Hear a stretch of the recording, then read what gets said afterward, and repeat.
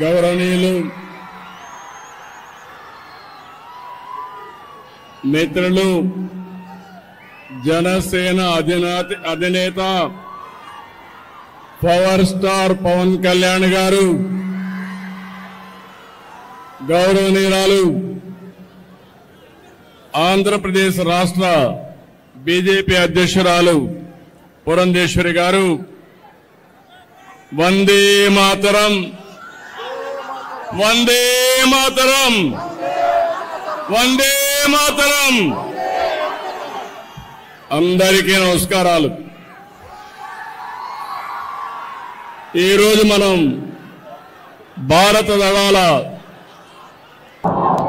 పరాక్రమాన్ని కీర్తిస్తూ 175 నియోజకవర్గాల్లో 16, 17, 18 తేదీల్లో తిరంగా యాత్ర పేరుతో ఒక పెద్ద కార్యక్రమానికి ప్రజలే శ్రీకారం చుట్టారు. ఈరోజు ఇక్కడ ఎన్డీఏ నాయకులుగానే మేమందరం నిమిత్త మాత్రం ఇది ప్రజా ఉద్యమం అని చెప్పి కూడా నేను మీకు తెలియజేస్తున్నాను. అందులో భాగంగా విజయవాడలో తిరంగా ర్యాలీ మనం అందరం నిర్వహించుకున్నాం. ఉగ్రవాదంపై పోరులో మన రక్షణ దళాల పోరాటానికి సెల్యూట్ చేస్తున్నాను. అందరూ కూడా గర్వించదగ్గ సైనిక దళాలు మనకు ఉండడం మన దేశానికి ఒక గర్వ కారణం. దీన్ని మనందరం అభినందించాల్సిన అవసరం ఉంది. జాతీయ జెండా చూడగానే అత్యంతమైన ఉత్సాహం, ఉద్వేగం, దేశభక్తి మనందరిలో వస్తా ఉందంటే ఆ జాతీయ జెండా రూపాన్ని రూపొందించినటువంటి వ్యక్తి పింగళి వెంకయ్య ఈ ప్రాంతం వాడేనని చెప్పి మరొక్కసారి గుర్తిస్తున్నా. అలాంటి జెండా చూస్తే దేశ పౌరులే కాదు, ప్రపంచం మొత్తం ఒక ప్రత్యేక గుర్తింపు ఉండే ఏకైక జెండా భారతీయ జెండా అని చెప్పి నేను మీకు తెలియజేస్తున్నా. అందుకని మనందరం ఇక్కడ సమావేశమైంది. పహల్గాం అనంగానే మనలో రోషం వస్తుంది, కోపం వస్తుంది, ఉద్వేగం వస్తుంది. ఖబర్దార్, జాగ్రత్తగా ఉండమని హెచ్చరించే పరిస్థితి వస్తుంది. జరిగిన సంఘటన చూస్తే భార్య ముందరనే భర్తని, కొడుకు ముందరనే తండ్రిని మతం పేరడిగి చంపేశారు. ఇదెక్కడ న్యాయం అని నేను అడుగుతున్నా. అలాంటి సంఘటన దేశం మొత్తం ప్రతి ఒక్కరిలో కూడా ఒక ఆవేశం వచ్చింది. అంతేకాదు ఒక బాధ, ఒక పక్కన ఆవేదన కూడా వచ్చే పరిస్థితి వచ్చింది. ఇవన్నీ చూసిన తర్వాత ప్రధానమంత్రి నరేంద్ర మోడీ గారు ఆడబిడ్డల నుదుట తిలకంతుడు చేసిన ఒక్క ఉగ్రవాది భూమి మీద ఉండడానికి వీలు లేదని ఆపరేషన్ సింధూర్కు శ్రీకారం చుట్టారు. మీరు గుర్తుపెట్టుకోండి, మనం ఎప్పుడు కూడా వేరే దేశాలపైన యుద్ధానికి పోవడం లేదు. కానీ ప్రపంచాన్ని పట్టి పీడిస్తున్న సమస్య ఉగ్రవాదం. ఉగ్రవాదం పైన పోరాడే ఏకైక దేశం భారతదేశం, ఏకైక నాయకుడు నరేంద్ర మోడీ. అందుకని రక్షణ దళాలు ఉగ్రవాదుల్ని ఈ దేశానికి తిరిగి కన్నెత్తి చూడకుండా చేయాలని ఎక్కడున్నా వాళ్ళ మీద మన త్రివిధ దళాలు ధైర్య సాహసంతో ముందుకు పోయినాయి. ప్రపంచ చరిత్రలో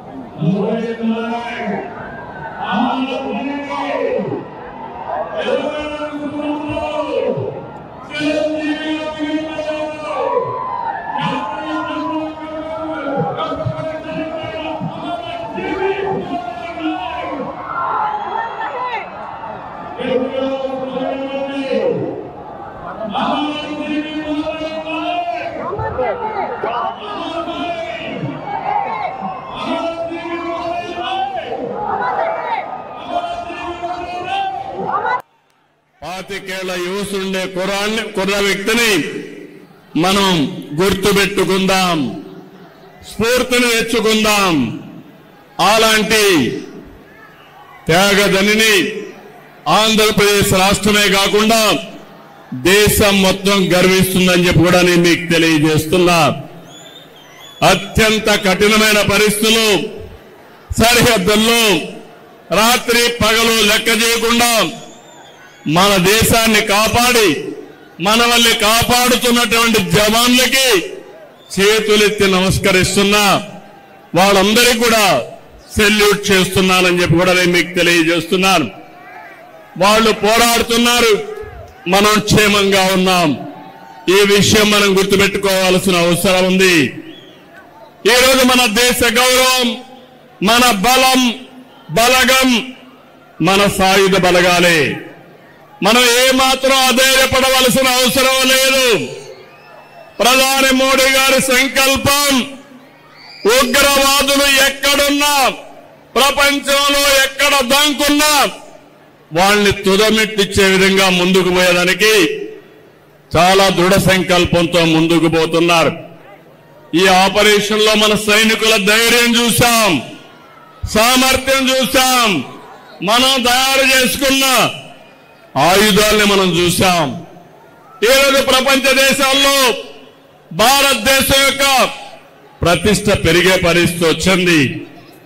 పొరుగు దేశాల్లో ఉండే శత్రువుల గుండెల్లో రైళ్లు పరిగెత్తించే పరిస్థితి వచ్చింది.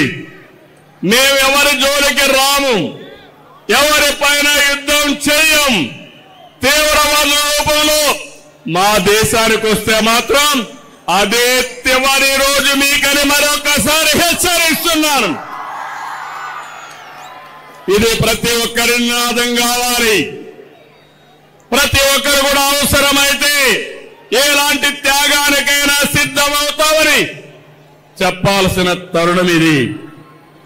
అందుకే ఈ రోజు మనందరం కూడా చూస్తే దేశానికి సరైన సమయంలో సరైన నాయకుడు, బలమైన నాయకుడు నరేంద్ర మోడీ గారు అని చెప్పి మీ అందరికీ విజ్ఞప్తి చేస్తున్నా. ఇంకొక పక్కన సరైన నిర్ణయం సరైన సమయంలో తీసుకునే సమర్థవంతమైన నాయకుడు కూడా నరేంద్ర మోడీ గారు. అదే మనం నిరూపించాడు. ఆపరేషన్ సింధూర్ అని చెప్పి కూడా నేను మీకు తెలియజేస్తున్నాను. ఎవరికైనా సంకల్పం ఉంటుంది, ఆ సంకల్పాన్ని ఆచరణ చేసి విజయవంతంగా ముందుకు పోవడం ఒక్క నరేంద్ర మోడీ గారికి సాధ్యమని మరొకసారి మీకు తెలియజేస్తున్నా. ఈరోజు భారతదేశం ఒక రక్షణ శక్తిలోనే కాదు, ఆర్థిక శక్తిలో కూడా ముందుకు పోతున్నాం. కొంతమందికి బాధ ఉంది, అసూయ ఉంది, కానీ మీరు ఏమీ చేయలేరని చెప్పి హెచ్చరిస్తున్నా. 2047కి ప్రపంచంలోనే భారతదేశం నెంబర్ 1 గానీ నెంబర్ 2 దేశంగా ఉంటుంది. ఇలాంటి కుట్రలు కుతంత్రాలు మమ్మల్ని ఏమీ చెయ్యలేవని చెప్పి హెచ్చరిస్తున్నా. తమ్ముళ్ళు, మిమ్మల్ని అందరినీ చూస్తున్నాను. మేము ప్రారంభమైనప్పటి నుంచి చూస్తున్న ఉత్సాహం, ఇదే ఉత్సాహంతో దూసుకెళ్ళండి. భారతదేశం నెంబర్ 1 దేశంగా ఉందంటే ఆ రోజు ఎంతో మంది త్యాగాలు చేశారు. మన రాష్ట్ర వాసు రూపకల్పన చేసినటువంటి జాతీయ జెండా ఆ వ్యక్తి పింగళి వెంకయ్యని మరొకసారి గుర్తు చేస్తున్నా. అలాంటి జాతి మనది.